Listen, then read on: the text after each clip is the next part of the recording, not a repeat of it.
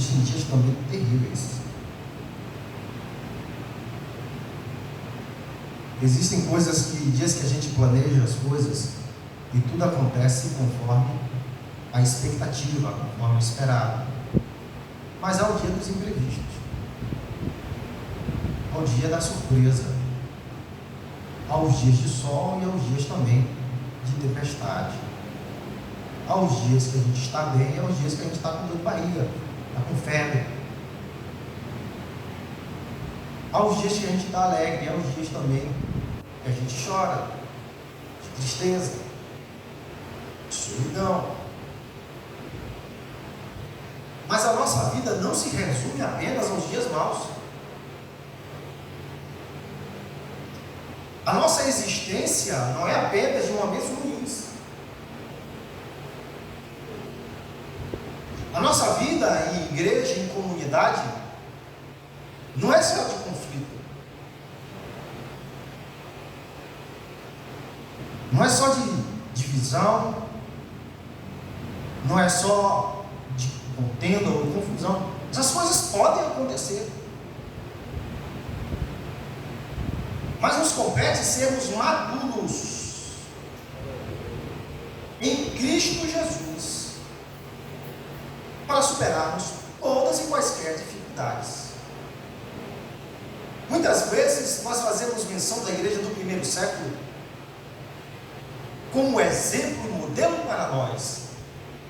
E é verdade, eles foram exemplo e modelo para nós, são exemplo e modelo em muitas coisas, inclusive nos dias ruins.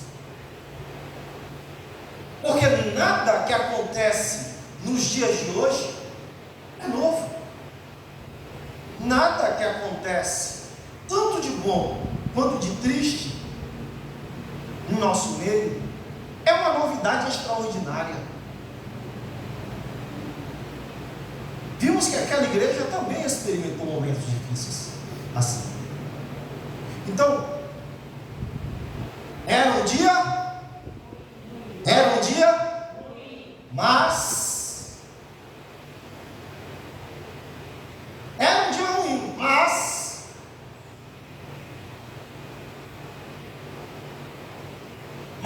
era uma conjunção adversa. Ela serve para ligar o quê? Duas ideias totalmente opostas e contradizentes dentro de uma mesma frase. A sua função principal é mostrar que a segunda parte da frase, ela mostra que a segunda parte da frase limita, corrige ou contraria a trocando em miúdo. Depois, antes do mais de uma frase, o que vem antes do mais de uma frase não importa. Não há conversa, não há discussão. O que está diante do mais, na frente, o que veio antes, não importa. O que importa é o que o mais vai agora determinar. Porque ela vai fazer justamente o oposto, o contraponto, vai limitar. Exemplo, queria ir ao culto, mas fiquei doente. A primeira ideia era, eu estou com vontade de ir ao culto, eu tenho desejo de ir ao culto, mas fiquei doente por conta disso. Provavelmente fui. Outro exemplo, ele é jovem. E o quê? Ele é jovem, porém, entretanto, são sinônimos, vão dar a mesma ideia e executar a mesma função. Ele é jovem, porém, apesar de ser jovem, é responsável. E a última frase, a situação é o quê? Pronto. A situação é difícil. Como é a situação? Difícil, feia, crítica. Mas o que está na frente do mais perde o efeito. Deus continua no controle. Era um dia ruim. Em Gênesis capítulo 41, 14. O que é que acontece em Gênesis 41, 14? O que é que está escrito aqui? Então mandou Faraó chamar José e o fizeram sair logo do cárcere. Era mais um dia ruim na vida de José. José está preso, está esquecido. É mais um dia de tragédia. É mais um dia complicado. É mais um dia na cadeia. É mais um dia preso. É mais um dia na prisão. Era mais um dia ruim. Só que naquele dia ruim, a Escritura diz que Faraó manda chamar José. O dia começou ruim. O dia começou como os outros dias. Mais um dia de vergonha. Mais um dia daquela comida maravilhosa. Se a prisão de hoje é ruim, imagine a daquele tempo. Se hoje é vergonha, imagine naqueles dias. Ou será que o Egito era o exemplo de salubridade? Duvido. Era mais um dia ruim. Está ele preso, mas Faraó chama José e manda fazer o quê? Tira do cárcere, barbeia ele, muda a roupa dele e faz ele se apresentar diante dele. O dia começou ruim, mas Deus começou a agir. O dia começou terrível, mas Deus começou a operar. Aleluia. O dia começou ruim, mas o quê? Mas neste mesmo dia que estava ruim, Deus tornou aquele José que amanheceu carcereiro, foi dormir.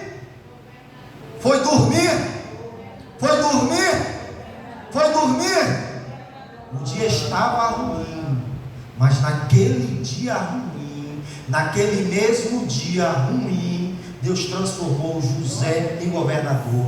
Disse Faraó a José: pois que Deus te fez saber tudo isto, ninguém há entendido e sábio como tu. Tu serás sobre a minha casa, e por tua boca se governará todo o meu povo. Somente no trono eu serei maior do que tu. Era um dia ruim, irmãos. Era um dia terrível. Entendeu? Mas Deus chegou naquele mesmo dia e disse assim: era mais um dia ruim. Vamos? Era um dia ruim. Êxodo capítulo 16, 23. É mais um dia ruim. E posso falar também no capítulo 14. Era mais um dia ruim. Tanto no 16 quanto no 14. O que acontece no 14? Eles estão saindo do Egito. E agora os seus inimigos estão atrás dele. Vamos matar vocês. E os inimigos estão se aproximando no 14. A espada de Faraó está chegando no cangote. Mas eles estão em fuga. As pessoas começam a se preocupar e vão apertar Moisés. E agora, Moisés? O que vai ser da nossa vida? Vamos morrer aqui? Porque que caminho maluco é esse que você escolheu? Que trajetória louca é essa que você nos trouxe? Você nos trouxe para um lugar que não tem fuga. Você nos trouxe para um caminho que não tem escapatória. Você não tem inteligência, não? O que está se passando na sua cabeça? Irmão, era esse o nível das coisas que estavam acontecendo ali. Naquele mesmo dia, Deus abriu o mar vermelho. Mas aqui, as pessoas agora já passaram o mar vermelho, já fez a dança. O Senhor é Deus, só o Senhor é Deus. Só que chegou a coisa, a fome bateu. Porque fome não espera ninguém. A fome bateu, entendeu? No bucho.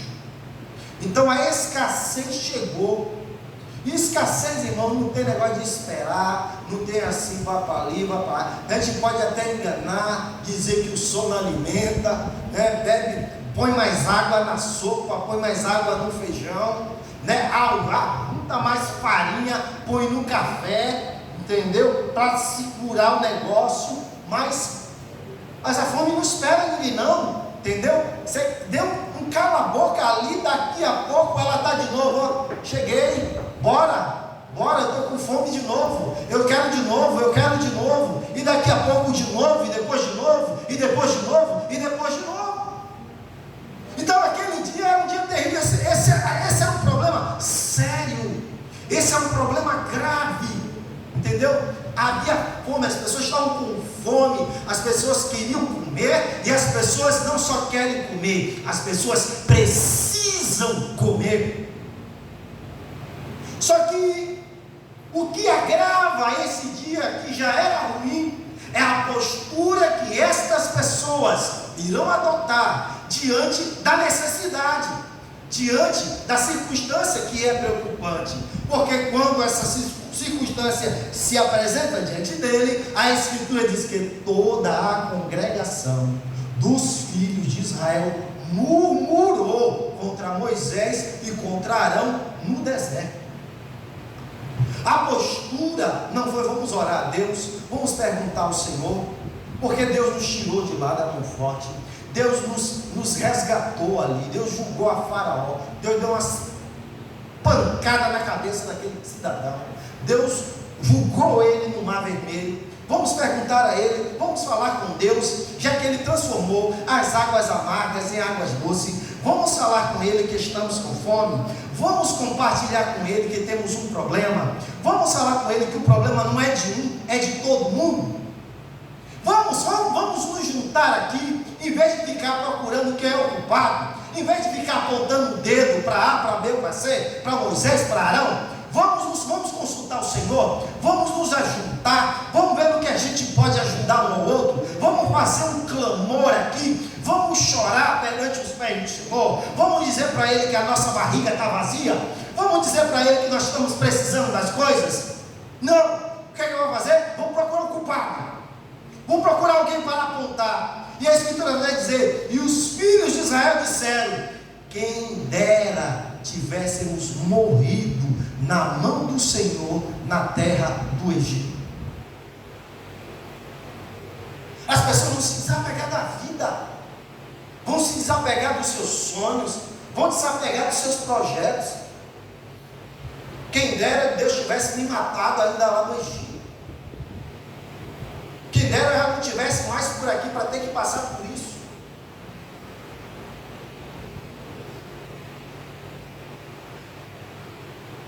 Meus irmãos, e quantas vezes a gente, às vezes, vem ser surpreendido por pensamentos assim, meu Deus, e aquele outro que está passando isso melhor que eu, e gente que ainda vai pensar assim, no mundo eu não tinha isso, no mundo eu não sofria assim. Quando eu estava no mundão, eu corria, eu farreava, eu bebia, eu fazia isso, eu curtia, eu não tinha essas preocupações. Como é que ia ter? Estava bêbado, estava drogado, estava alienado, não tinha senso de responsabilidade. Para quem não tem senso de responsabilidade, irmão, está tudo bom, nada mais diferente. Era menino, era novo. Só que quando chegar, a comida está pronta. Como chegou ali, não importa. Mas hoje o tempo é outro. Quando estávamos sentados junto às panelas de carne, quando comíamos pão até fartar, porque nos tendes trazido a este deserto para matar de fome a toda esta congregação. E eles não estão perguntando, eles estão afirmando. Agora ninguém lembra do chicote, né? Agora ninguém lembra do que era ser escravo. Esqueceu. Não é apenas a fome que está agindo. Não é apenas porque ficou, ou que está passando realmente um aperto grave. É às vezes uma espiritualidade frágil, mal fundamentada, Um relacionamento com Deus fundamentado na minha, na sua própria vontade, no nosso desejo, onde nós somos o centro da oração, o centro da adoração, e não Ele, onde a nossa existência é para nos satisfazer, e não a Ele, onde muitas vezes queremos dividir e competir com Ele com a glória, com o reconhecimento. Uma espiritualidade marcada no mercantilismo com Deus. Eu te dou isso, o Senhor me dá aquilo. Eu te dou uma oferta, eu vou ser dizimista fiel, só se o Senhor fizer isso ou fizer aquilo. Eu vou ser mais crente, vou para a igreja, se o Senhor fizer isso, se abrir uma porta disso, uma porta daquilo lá. Se o Senhor me curar, se o Senhor me devolver a saúde, se o Senhor me der um relacionamento novo, aí eu vou ficar feliz e eu vou para casa. Se a nossa espiritualidade, se a nossa maturidade, se o nosso relacionamento com Deus depende dessas coisas, quão terrível será o nosso fim e a nossa eternidade, porque não está pautado na nossa adoração, na nossa reverência a Ele de uma forma sadia, mas está pautado em nossos prazeres e em nossos desejos, que muitas vezes são enganosos e são na verdade mais laços do que porta de Deus aberta. Era mais um dia ruim, era mais um dia terrível, mas mesmo neste dia terrível, mesmo nesse dia de tribulação, nesse dia de contenda, nesse dia de confusão, o que é que aconteceu? Deus mandou o maná. Mesmo nesse dia difícil, era mais um dia difícil, mas naquela mesma madrugada, Deus visitou o seu povo, e Ele mostrou uma coisa, que às vezes a gente pode murmurar, às vezes a gente pode tropeçar no nosso pé, às vezes a gente pode procurar acusar ou procurar culpado, mas uma coisa é certa, Ele continua sendo fiel, porque esta é a sua natureza, este é o seu caráter. Faltava comida no dia, madrugada Deus mandou maná. A Escritura diz o seguinte: e quando o orvalho se levantou, eis que sobre a face do deserto, ó, assim, como está nessa imagem que puder ver, espalhado assim pelo deserto, ó, espalhado assim, muita coisa, podia ser assim, espalhado mesmo, para esbanjar. No dia anterior estava todo mundo criticando porque estava faltando as coisas, estava procurando culpado porque estava faltando as coisas, porque a barriga estava falando mais alto do que o raciocínio. Mas naquela mesma noite demonstrou a sua fidelidade. Estava lá, ó, no dia seguinte, comida. Estava lá, ó, o maná, pode comer, pode comer, pode comer. E o negócio era tão maravilhoso que vai chamar maná. Maná quer dizer o seguinte: o que é isso? O que é isso? Irmão, o que é isso? Quando Deus faz, a gente fica surpreso, a gente fica coçando a cabeça. Como é que foi isso? Isso veio de onde? Isso faz como? Quem foi que colocou isso aqui? Brotou de onde neste deserto? Que trem é esse? Será que é de comer? E está lá no texto. Será que é de comer ou será que é de olhar? Aí Deus vai falar: pode cozinhar, pode assar no fogo, mas é de comer, coma. Estava lá de fartura, Deus mostrando que Ele é aquele que providencia tudo sobre as nossas vidas. Talvez esteja você passando dias ruins, de escassez, de provação, entendeu? Das coisas contadinhas, mas continua sendo fiel ao Senhor, porque Ele é fiel contigo. Ele é na sua vida, é Ele quem provê para você. Você vai comer maná nesta terra ainda nesta terra, as portas dos céus se abrirá. Não se deixa levar pela murmuração, não se deixa levar pela multidão, não se deixa levar pela balbúrdia. Fica na direção de Deus, na fidelidade com o Senhor, que Ele será contigo. Era mais um dia ruim. Aleluia! Era mais um dia ruim. Era mais um dia ruim. Capítulo 14 de Mateus. sozinho, primeiro com a multidão, e falou para os discípulos: vai na frente, pode ir na frente. Depois Jesus despede a multidão e vai orar, e os discípulos estão indo. E a Escritura vai dizer que situação, que o barco já estava no meio do mar, sendo açoitado pelas ondas, porque o vento era contrário. Como é que está a sua vida? Será que você está que nem aqueles homens, tomando porrada de tudo que é lado? O perigo espreitando, a morte dizendo: vai ser hoje. O medo paralisando, dando crise de ansiedade, perdendo o sono. Aleluia, com medo de quem vai batendo aqui, de quem está batendo na porta, com medo de quem está gritando do lado de fora,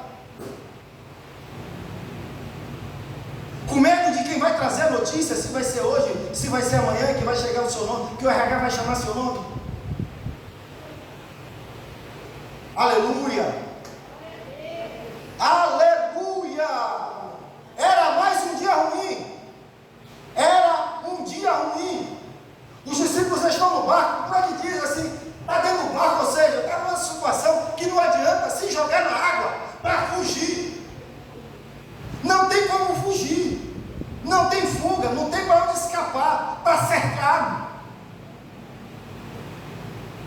A Escritura vai dizer em Salmos, laço, vai dizer nos profetas: laços de morte me cercaram. Aleluia. Mas ela também vai dizer que o laço quebrou e nós escapamos. Escapamos. Era mais um dia ruim. Era um dia ruim naquela vez. Só que naquele mesmo dia ruim, de tormenta, de confusão, o pau cantando, o pau quebrando, onda para tudo que é lado, o medo tomando o coração de todo mundo, Jesus foi andando sobre as águas. Entendeu? Jesus foi andando. Ai, irmão, eu vou dizer uma coisa. A gente quer ver a maravilha de Deus. Oh Deus, abre os céus, faz isso, faz aquilo outro. Preste bem atenção na sua oração, viu? O que você está pedindo? Porque tem coisa que para Deus fazer, meu irmão, o seu barquinho vai ter que tomar porrada de todo lado. O vento vai ser contrário. Ah, não adianta remar, não adianta dizer vou para um lado, vou para o outro. Porra, você quer ver milagre de Deus? Então deixa Deus agir. Irmão. Meu Deus, eu vou me jogar na água. O que adianta se jogar na água? Vai mudar alguma coisa? Porque eu vou para o mundo. Eu quero morrer. Vai mudar alguma coisa? Não vai mudar nada. Não vai mudar nada, mas preste atenção. É apenas mais um dia ruim. É só um dia ruim. Talvez esse dia, me perdoe, eu não quero diminuir o seu sofrimento. Eu não quero desprezar o momento que você está passando. Talvez isso esteja até demorando meses, semanas ou anos. Mas entenda, essa temporalidade, o significado dessa temporalidade é apenas um dia ruim. E a sua existência não se resume só a este momento. Não se existe, não resume só isso. Só a dor. A sua vida não tem só dor. A sua vida não é só destruição. A sua vida não é só esse momento dentro do barco sendo açoitado. Não pula na água sem ele mandar. Porque ele está indo ao seu encontro. Não tinha passarela, não tinha pia, não tinha outro transporte.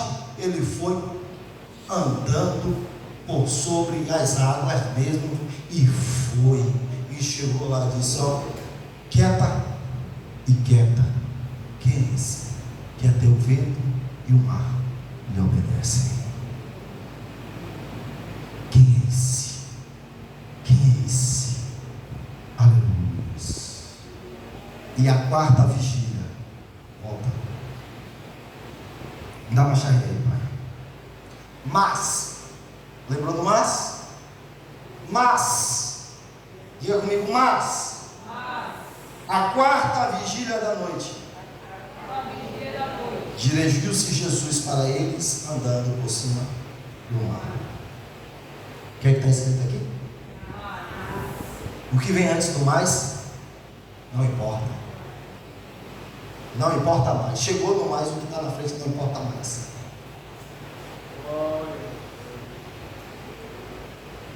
Isso não. Chegou no mais, o que foi até ali não importa mais. Joga fora. Não guarda não. Você não é maluco para guardar coisa feia. Entendeu? Ah, Senhor, já cheguei. Não, mas eu ainda estou morrendo. Não está morrendo não, eu já cheguei. Não, mas eu estou me afogando. Não vou estar se afogando, eu cheguei.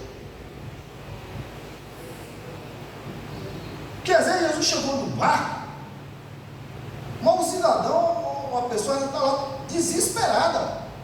Eu estou morrendo, não, eu já cheguei. Eu já estou aqui. Não, mas eu estou morrendo. Não, você não está morrendo. Deus já começou a agir, já começou a operar, já está abrindo porta, já está curando, já está defendendo, já está esclarecendo, e a pessoa está morrendo, não está morrendo. Ele já chegou. O que está antes do mais, não importa. O que interessa, que ele está vindo ao seu encontro. Passa agora. Glória a Deus. Era mais um dia ruim, Lucas capítulo 5:5. E respondendo Simão disse: Mestre, havendo trabalhado a noite toda,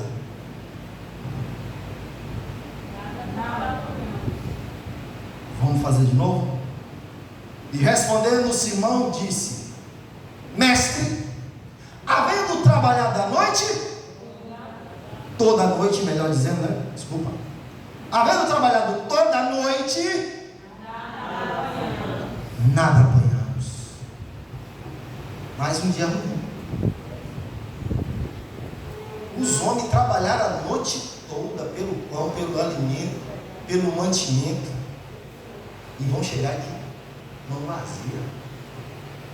De mão vazia. Só que tem uma coisa. Enquanto eles estavam ali limpando a rede, Jesus viu e disse: rapaz, me presta esse barco aí que eu quero pregar nele. Vou pregar nele aí. Eu agora vou fazer do seu barco meu púlpito. E em cima do barco deles começou a pregar.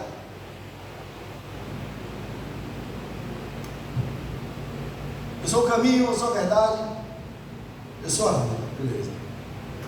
Acabei de pregar, Jesus. Agora está na hora de honrar aqueles que me honram. Ninguém trabalha para Deus e Deus fica devendo alguma coisa. Primeiro, porque Deus não deve nada a ninguém. Segundo, quem trabalha para Deus não fica desamparado nessa terra. Quando ele terminou de usar o barco, ele diz: agora pode ir. Pode se lançar a mar alto e lance a rede mais uma vez. Os peritos eram Jesus. Quem era o perito ali? Era Jesus. Humanamente falando, Jesus era o quê? Carpinteiro. E os outros eram o quê? Não, os outros deviam ser pescador de final de semana. Entendeu? Que vai lá, joga a isca na beira da praia e fica com um cooler de refrigerante, de suco, esperando a hora que o peixe quiser comer. Porque não tem pressa. Porque o objetivo é ficar ali. Se o peixe vier, se não vier, ele vai para casa alegre, feliz e satisfeito. Mas não, eles eram pescadores profissionais, especializados, conheciam o lugar. E a família deles dependia daquilo. O negócio deles dependia daquilo. Tipo, os melhores da região, própria. Os melhores do mundo estavam ali. Entendeu? Naquela aí eu estava ali, mas o peixe não veio.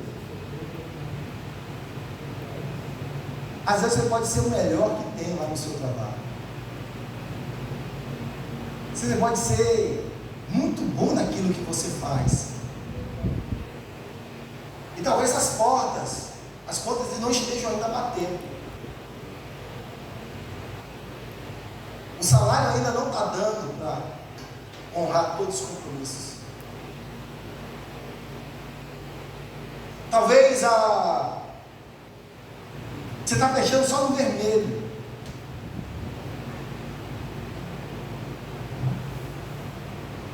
Mas fique atento então ao que Jesus está falando com você. Você está trabalhando para Ele? Mas você também está trabalhando para Ele? Você também está nas fileiras dele? Porque Ele não atrasa. Os homens atrasam. Desconta na olerite, quando você vai lá procurar, não recolheu. Mas Ele não erra quando faz conta errada, não. E a conta dele não é de mais e de menos, não. É de multiplicar, multiplicar, multiplicar e dividir, dividir, dividir. Mas, muito bem. Mas ele continua dizendo mais uma coisa. Era mais um dia ruim. Mas as redes se encheram. Semanas depois, 10 anos depois, no mesmo dia que eles voltam tristes, fracassados, o Senhor diz: volta. Volta e faz de novo. Volta e joga a rede. No mesmo dia, as redes se encheram. Mas, Pedro agora falando, mas, olha que coisa maravilhosa. O que é que tem aqui? Não ouvi, o que é que tem ali? Mas. O que veio antes do mais? Bota. Quando Jesus encontrou com eles estavam se preparando para ir para casa, limpando as redes. Já estavam indo embora para bater o ponto. Já estão batendo pontos, fazendo 5 peças e ó, para vazar. Jesus, opa, barco, mensagem, volta. Trabalhamos a noite toda e não pegamos, mas, e glória. O que está escrito depois do mais? Sobre a tua palavra. Sobre a tua palavra.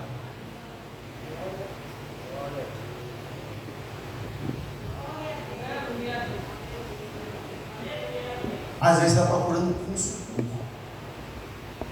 consultor, o especialista, o advogado. Mas consultou a palavra?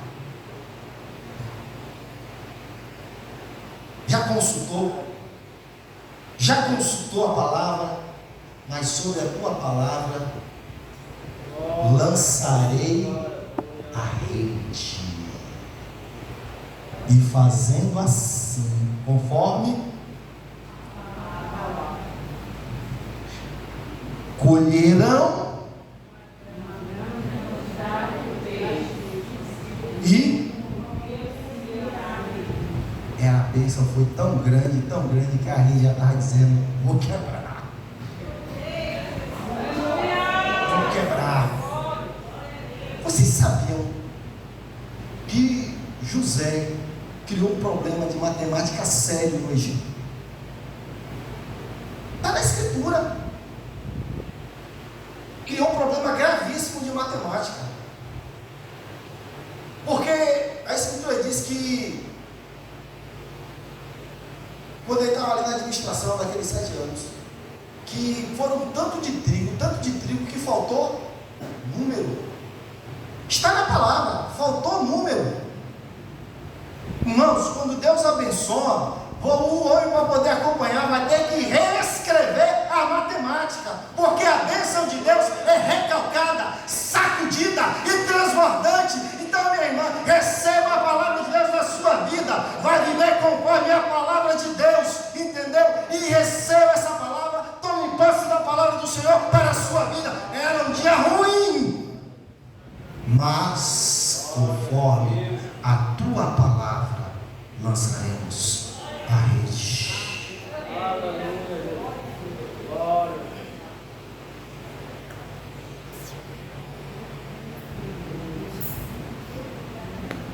Boa, papai. Agora a minha parte que não foi para o papel, o slide. Era mais um dia ruim. Incircuncisos gritavam: quem é o seu Deus? No campo de batalha. E o exército estava acovardado, porque estava diante deles um homem, um grande personagem, um gigante feroz, um homem habilidoso na morte e na destruição, um destruidor de exércitos, um arrebentador de famílias.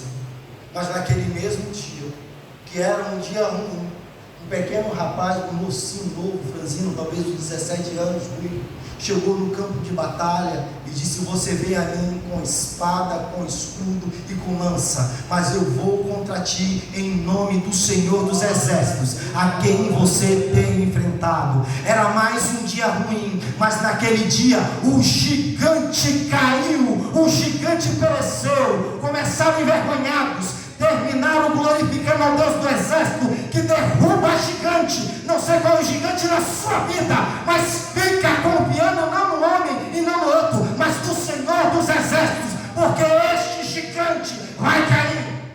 Era um dia ruim, porque meu amigo Lázaro estava morto. Jesus chorou naquele dia e disse: eu quero ir até aonde o puseram. Quando chega lá, as pessoas estão diante do sepulcro e diz: remova a pedra. Mas mestre, eles voltam a estar 4 dias, já está cheirando mal. Não importa quanto tempo tem, é mais um dia ruim, um dia de luto, um dia de tristeza, um dia de perda. Mas Jesus chegou naquela casa, Jesus chegou naquela família e disse: tira a pedra da frente, remove a pedra. Tem coisa que eu tenho que fazer, tem coisa que eu preciso realizar na minha vida, para que a pedra possa ser removida e que Lázaro possa ressuscitar. A pedra removida diz: venha para fora, meu filho, venha para fora. E o que era tristeza, o que era até escárnio: esse aí é doido, acha que a gente não sabe reconhecer não, um morto. Esse aí é doido, não sabe o que ele está fazendo não. Esse aí parece que não tem nada na cabeça, perdeu a noção da realidade. Quem pensou desse jeito teve que ficar de boca aberta e dizer: glória a Deus, tem profeta no meio de Israel. Quem é este daí? Este é o dono da vida. Ele diz: eu sou a ressurreição e a vida.